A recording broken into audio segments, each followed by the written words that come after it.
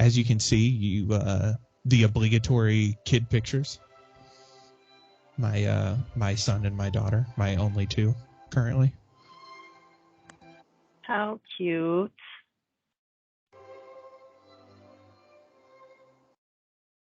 Unfortunately, my daughter doesn't have a whole lot of hair, much to my wife's chagrin. So she has the bows that go around her head instead of the little clips.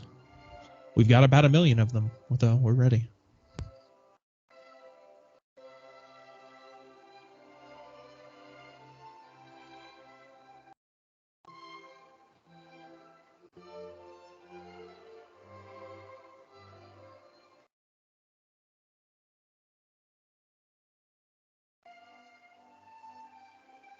Everybody see okay? Everything looking okay? Okay. Fun fact, I'm using some fun trickery here, so let's see if you can figure out what I've got going on.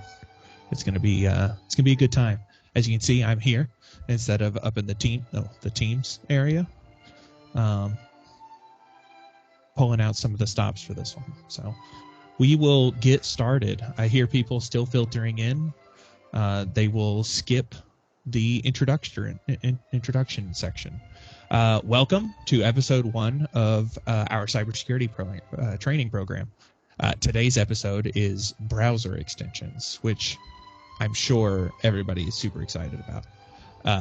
We have a lot to go over, but it should go pretty quick, and I'm hoping to give you guys some of your time back today. So we'll get going. Fun fact, that is the color of my son's chair, but I'm going to roll us on forward. So first up, what are browser extensions? They are an add-on to your browser that expands some of the things that it does, or it pulls in an external service to make it even better and do more. Browser extensions are found in the Edge add-on store. They got a goofy name. The Edge add-on store or the Chrome web store. You can find that real easy by just looking it up. The add-on store is right up front. I'm in Chrome. And then the web store, super easy.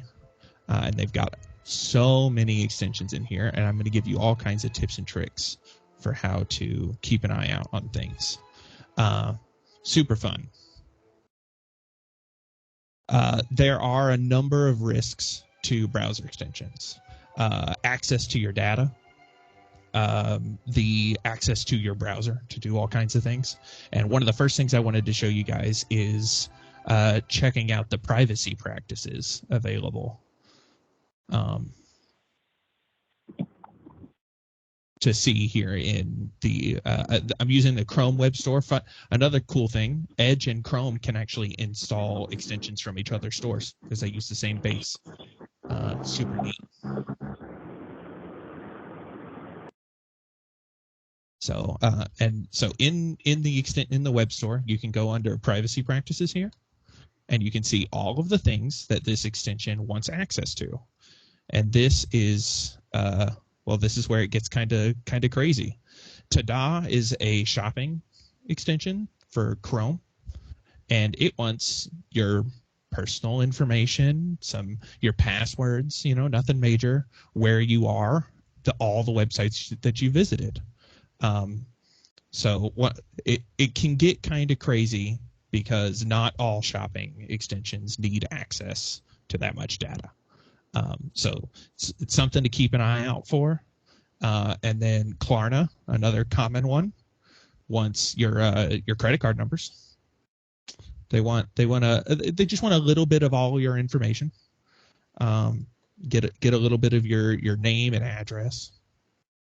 And then Honey wants also your credit card numbers, all this. And this is one of the main things that you can look for, because this is the data that they will collect and use.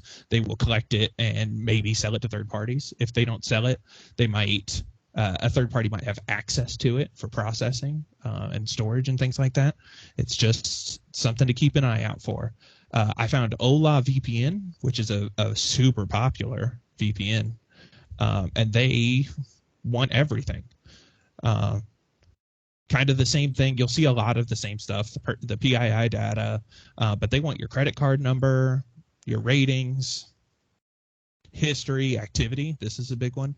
They want to see what goes on your network. They want to track your clicks, your mice, and they want to see what you're typing into your browser, which can it's up to you. But it is crazy what some of these want. And then Netflix Party is now Teleparty is interesting. They don't want a whole lot of data, but they were actually featured a while back in a hack. Somebody got access to a bunch of their data, so they ended up changing their name and kind of figuring out a way around that. So, I couldn't find any that had a lot of data that they wanted. Like this one doesn't want anything, but a lot of them will give you the read and change all your data on all websites. This is pretty much common for most extensions. And what this means is if you give access to this browser, they will collect all of this data and they want to change the things that your browser is doing on websites. So, and I've got a super neat little discrepancy here for you. Easy View, not a super popular one, but in their privacy practices, it says that they won't collect or use your data. However, under the overview page here at the bottom, they have their privacy policy and their terms of service policy. And if you go to those, you can see here that they use a whole bunch of your data, why they use it, and who they share it with. So sometimes, even if the Google page or the Edge page shows that they don't leverage it, you might check their privacy policy and their terms of service to figure out what they actually have going on. Granted, this is kind of an Edge case. It hasn't been updated in a while. So just something to keep an eye out for. And then the latest rage nowadays is AI. So I wanted to show that. I wanted to show a couple AI ones. This one, it looks like it's ChatGPT, which is one of the big names in AI, but it's actually by a third party. Not necessarily an indicator of anything crazy. There's a lot of people that are trying to push for AI, but kind of the same thing here. It's just another off the wall one. But this one was really nuts. This one's a featured one on Chrome, and it wants a whole bunch of your information again. A lot of the times for this, the indicator here is they don't need this information to implement the service that they're going for. It's a big kicker for what they're looking for here. I'm finding myself not using the PowerPoint that I had prepared. The best way to prepare yourself to protect yourself from extensions is just don't use them. One of the easy ways to get around it is if you can find a service, we might have it that will allow you to not use it.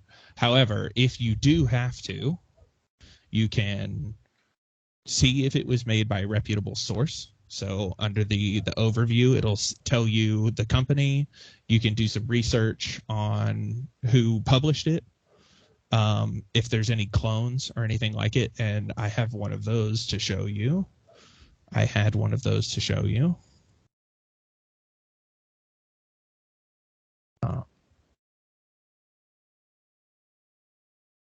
Does it have a lot of downloads and reviews? And one of the things that you'll see sometimes is a high volume of 5-star reviews that look the same. That kind of comes and goes depending on whether they want to leverage bots or not. They will hire or build a service that will make accounts and then put a review down that'll just say works or awesome, great app, please use it, that kind of thing. And then I wanted to go over big one is there a third-party review? If you go to any major article, if they have an article that shows, oh, check out this extension, it does all these cool things, that can be an indicator that they are legitimate and not up to anything.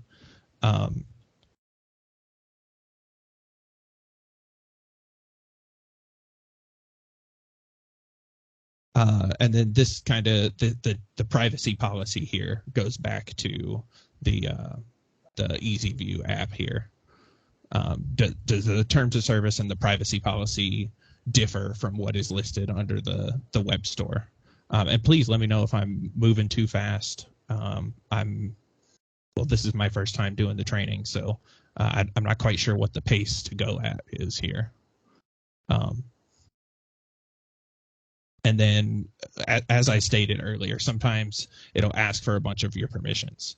So this Easy View one, for instance, wants to read and change your browser history on all your signed-in devices, which can get kind of hairy when you might rely on your browser history to go back in time and find something that you were looking at the day before. So let's show you.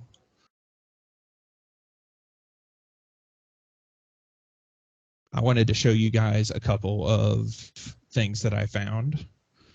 So we recently had this extension crop up, believe it or not, which is part of the inspiration for this training session. This extension is called Ring, and it's not the Ring doorbell, but this one in particular was causing people to not be able to navigate to their extensions list, and that's what's happening here. Is the person that made this goes through and they try to get to their extensions list, and then it just sends them to the settings page. Not a lot of fun when your browser is doing stuff that you don't want it to. And then that same browser on another instance was causing it to redirect to Bing. So in the first section here, it shows that Google is the default. And then typing in the search bar should go to Google, but you can see it negotiates back to Bing, which not the coolest thing in the world either. You want your browser to do what you want, not what somebody else wants. Sorry. And then, oh, my bad. I made it angry. And this one is also kind of crazy. This is another one of browser hijacking. This is a different extension entirely, but if you notice, it's being really forceful. It sends you to this page. Usually you're navigating some less than stellar websites at this point, and it navigates you to this page that tells you that to continue you have to add an extension to Chrome. Just kind of in general, if they're forcing you to do something, probably not the best, but what you see here is it gives you this vibrating pop-up. It's really forceful and loud, and then it sends you to the Edge add-on store to install this add-on, and then watch what happens once the extension is added. It adds it, navigates to this kind of weird page, and then it's obviously Portuguese in some shape, form, or fashion, and then sends you to Norton. So it's trying to get you to install something kind of all at once. And this particular extension was leading toward your browser being taken over. So just navigating a page, you'd get pop-up tabs. It would create new windows, forcing you and asking you to install things. Obviously, here at ECC, we don't have you as users would have to reach out to IT to install something, but you guys could run into this at home. So keep an eye out. So some things are just trying to get you to install their little color extension. No big deal. And then it's going to try to force everything down your throat. Not a lot of fun. And then that same app here, that same extension was causing something called affiliation hijacking. So they go to this website, which looks like a gaming website of some kind. And then at the top, you can see that it starts to load the page, and then it goes to this other link here. Sorry to be skipping around so much, and it's really hard to see. The video's in pretty low quality. It goes to this other page here, and then it sends them to the UK version of that website, because if they can get you to purchase something off the website using their affiliate link, they get a kickback every time you buy it. So these people will make a small extension that you never notice, and all it does is push you to their affiliate link. Because if you buy $20 worth of stuff, they might get $1 out of it. And if they can get a couple 100,000 people doing something like that, it's pretty easy money. But something to keep an eye out for activity. And then I wanted to show you guys some kind of goofy extensions that I found. We're a little bit. I'll be honest. I went a little quick, but these extensions are just for fun. They're weird extensions that I thought you guys might find neat. A cat that can walk around your page, a fidget spinner if you're bored, clicks per second test, and then this one is actually a big deal. An unsafe link extension for Outlook. If you use Outlook in the web, this one will dumb those links back down for you. And this is super dangerous. The safe link in Outlook is a big deal, because when you click a link in Outlook, it will actually open that link in what's called a container, and it will check it, and it will run it to Microsoft to make sure everything's A-OK before actually giving you where the destination address there. So if you see anything that removes a safety feature, probably not a good install. So a little bit quicker than I was expecting today. Does anybody have anything that I might have gone by really quick that they were hoping to go back to? Any questions, comments? I have a couple of questions. Sweet. What you got? Well, looking at my own home computer on Edge, I see that I've got a Malwarebytes browser guard extension. Should I turn that off or leave it on?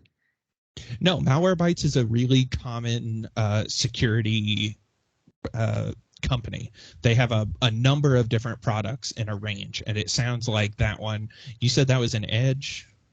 That one was in Edge, and in the the Google one. How do I even find them? Super fun. And that's a good question that I should have thought of. So in Chrome here, you can go up to, this is called a hamburger, believe it or not, and then down to extensions. And mine is going off the page a little bit, but there's a manage extensions button right here. And that will give you a list of all the extensions that you have and whether they're on or off. Okay, I'm not seeing the screen the same way. That so-called hamburger, where was that? In the top right corner. I'm sorry. Okay, because I've got a long thing that says relaunch to update and then has the 3 vertical dots. Is that the same thing? That is the same thing. That's right. Okay. That update button, Chrome is pretty good about updating, but it's also pretty loose about letting you roll with an outdated one for a little while.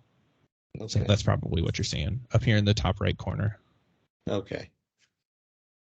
It looks like I'm pretty clean there, except for something called Google Docs Offline. No, that one's a pretty standard one. That one's built into Chrome. Okay. So I guess I'm in pretty good shape. Yes, sir. Sounds like it. Anything else that I might have gone over too quick, y'all? I'll be honest, a little bit of nervous energy here at my house today. So where do we find these on Edge? Super cool. And I can show you that. So here in Edge, you can go to the Edge add-on store. And all I did was go Google Edge add-on store, or Bing in this case. And it should be the first one. And that should take you to a page that looks like this. Oh, nope. I backed up too far. I'm sorry. Where you get, it's a lot like the Google web store. You get a whole bunch of different categories and a search bar, and there's all kinds of them in here. We are working on, here in the IT department, a kind of a list of vetted extensions that we can recommend. So I can't really give you those right now, but this is where you go. But if you want to Which look they're- at they're- if you want to look at the ones that are already there, it's that weird puzzle piece looking thing at the top of the screen. Correct. That's right. Or the three dots to the right. You can put up extension. Of the extension, this gives you the different details of that extension. So I have this dark reader one on, apparently. I didn't know this was here. But I'm familiar with this one, but this lets me get dark mode on things. So you can see your list here, and then you can go straight to remove, show in toolbar. You get a couple of settings here.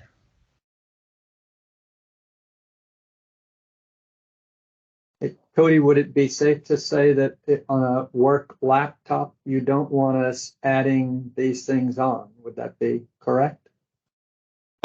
It's not necessarily incorrect. Currently, our go-to is take a look at the privacy settings, take a look at the data at once. If you're comfortable with the level of data and the access that it needs, then it is currently up to you. I will say that I did a sweep a couple months ago, and I actually blocked about 120 different add-ons for Edge and extensions for Chrome that I saw installed across the organization that were known to be of poor reputation.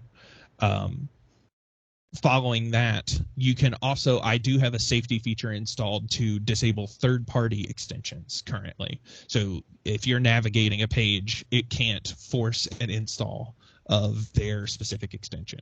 You can only currently install extensions and add-ons from the Edge store or Chrome's web store, respectively. And when you block that 120 different things, that's blocked on everybody's laptop now, not just on those that already had it. You blocked it on those. Correct, and it will actually. I don't believe it can uninstall it if it was already installed, but it will disable it. So typically speaking, when you go to add one of these on, does it come in with the admin rights thing? I guess not, huh? No, it should have the rights that you would have, but the rights that you would have to manipulate your own data is enough to cause some problems. Okay, thanks. Yes, sir. So just one quick question then. I have something called Google Docs Offline. That's the only one I have installed. Is that one that we're That's supposed great. to have? Yeah, that one's actually built into Chrome. Yeah, but I don't use Chrome. So, okay. Is that in Edge? It's an Edge. Oh, neat. And to my knowledge, Well, I don't use it. At least not that I'm Yeah, aware a of. lot of people don't. That one is probably fine because it is built into Chrome, and it could be that if you have Chrome installed, because of Edge and Chrome sharing the ability to install extensions and add-ons across each program, it might have pulled that one over from Chrome.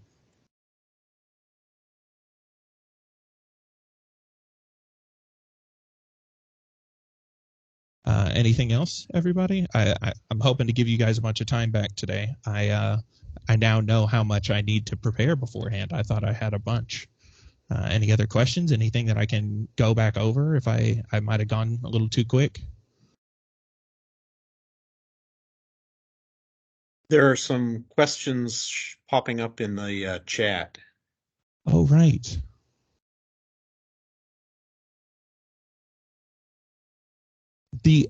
So Olivia, the apps available in Teams, they are vetted by Microsoft, and we have a certain amount of control over those, so those should be okay. Annette, the extensions so some extensions are helpful and some are dangerous. That's right. And Annette, a lot of them disguise themselves by being helpful and dangerous. They might offer a certain amount of productivity or something that you might view as helpful.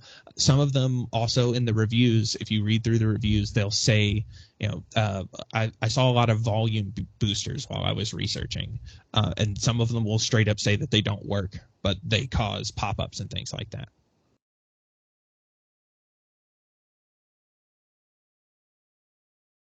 Oh, Chris, that's a good a good point that it can install across if you use a Gmail account. That's true. And Debbie, ad blocking is kind of tough. I personally use one that is called uBlock Origin, which I can show you. But we are currently vetting what would be our, oh, it's actually right here, our recommended ad blocker. I found that uBlock gives me a kind of brainless is kind of loose, but there are some ad blockers that you have to configure and do a lot of homework for. I found that uBlock was really easy. I just installed it and it kind of took over, and it will give you a little indicator of how much it's blocking up in the top right corner, which is pretty cool. Right.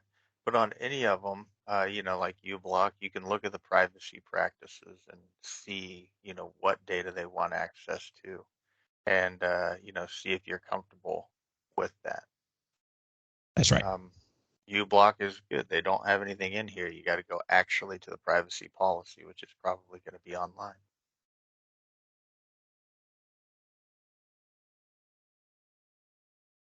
And it looks like they don't collect any of your data.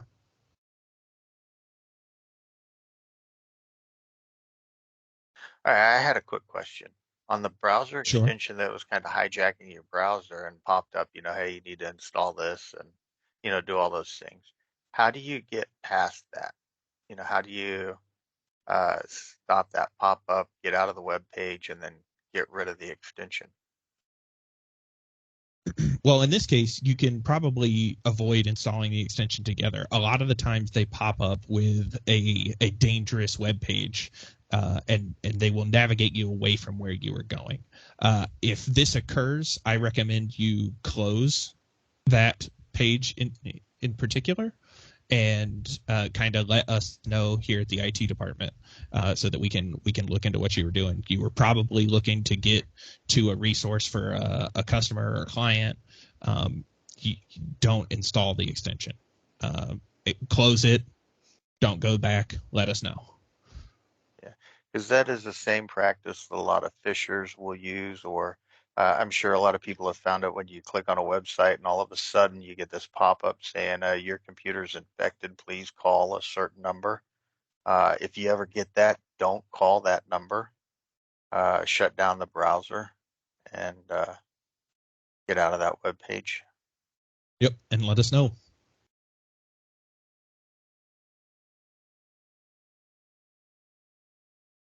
Anybody else? I'd love to help. You're switching, Debbie. That sounds great. I found that uBlock was pretty nice.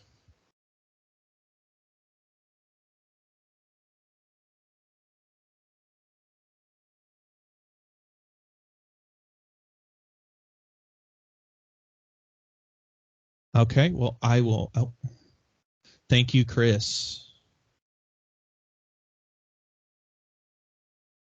Chris helping out in the chat.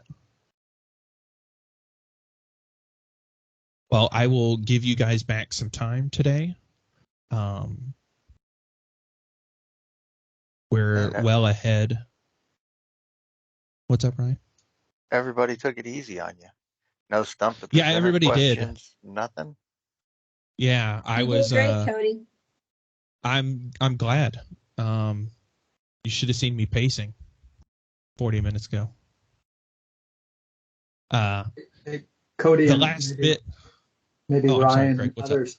I've got kind of I don't know whether it's it's an important question to me. So, like, you're allowing us to go make decisions on our work computers about what we deem to be materials that somebody can access, right? So, if we say that, if we can allow our computers to get, how do we stop it from getting the data that we shouldn't? How do we make good decisions about what we add as these things going in? Our data is one thing, the corporate data is another, right? All right. That's right. Go ahead, Cody. Sorry. Yeah, and the dream, Craig, is that you guys aren't saddled with that decision. Yeah. currently the goal is to work on a list of vetted extensions that cover all the bases, and then provide a system for people to submit ideas or submit extensions that they'd like added to that list, and then we block everything else. That's the goal. Currently, it is still up to you to review the privacy practices, view the data that is being available, and if you're not comfortable with that data, you can. I don't currently see a need for an extension that you would be operating for business purposes directly, but a lot of productivity apps can go a long way to helping you out. So in that case, I would recommend you find another extension, or even let me know. I'd be happy to go through it with you, with any of you, and vet it out as best as I can to help you make a decision. Good answer. Thank you.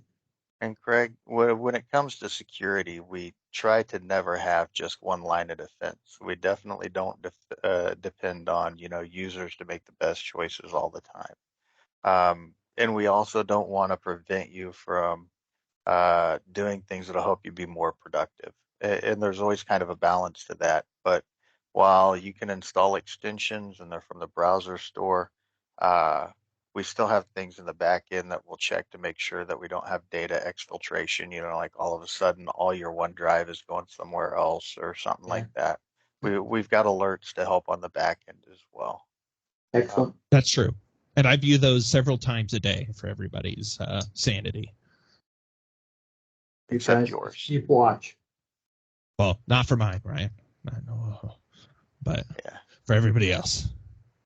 So, and then we've got a fun little thing. So as incentivization for everybody to show up today, I was hoping to give out a gift card in a little bit more active manner today. So I was hoping that anybody that would like to enter for a $25 Amazon gift card, if you would put a number between 1 to 1,000 in the chat, and then I will hit generate here, and whoever's closest, I will send them a $25 gift card. Anybody want to play? Should we get some Jeopardy music? This is really just a way for us to find your favorite numbers and your PIN codes. That's right. Passcodes. Not going to work. All right. We'll see. Well, Cody, with 80 people, you're going to have 80 numbers to go through. Sometimes you get. Yeah, I'm probably going to have to close the chat and then do the number, and I'll let you guys know after the fact, because I'll be honest, I didn't expect this many people. So thanks for showing up, everyone. You don't have a program that's going to calculate all this for you? Jeez. Believe it or not, integration with Teams, trying to do what I want to do, not as smooth as you would think. So I'll give everybody. Let me do a timer. How about that? How many times can we vote? One time. Your first entry. How about that? All right. 30 more seconds. I'm hoping to do more of these. The goal with these trainings is that once a month we can go over a small topic and borrow some of your time to raise some cybersecurity awareness and go kind of selectively choose targets for what some of our pain points might be. So if you guys have any ideas, you can feel free to email me or message me in Teams. I'm happy to hear. Oh, that's really annoying. Fun fact, it's really loud.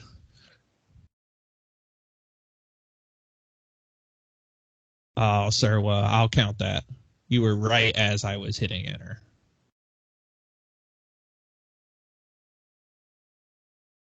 All right, all numbers after my chat are no longer valid. I'm sorry, folks. I will let you guys know who won. Wait, we want to see the let's number. Hit the I'm getting it. Whoa, ready? 579. All right. Who thinks they were closest? Who thinks they were close to closest? Maple's number. It could have been Dave. He never wins anything. Not me. First time for everything. 560 says Cassie. We can outsource this. Yeah, everybody look through and, and find the number that's closest. 555's up there. Cassie Gillick Cassie has wins. 560. I think Cassie, yeah. I don't see a better one there. Woohoo! I never win anything. What was the number? Yay! 579. 579. Awesome.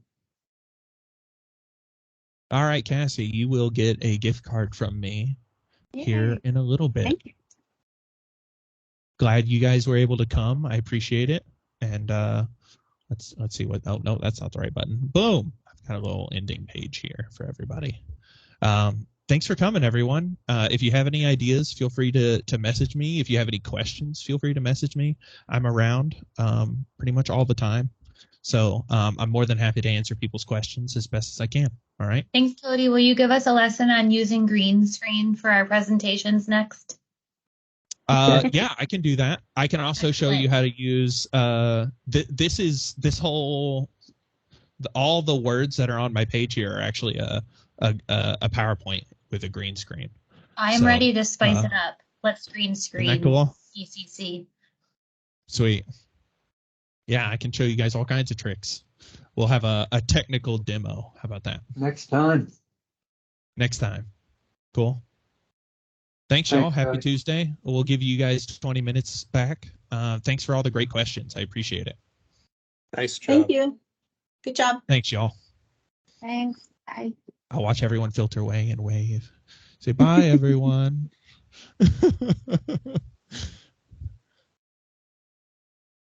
Thanks, y'all.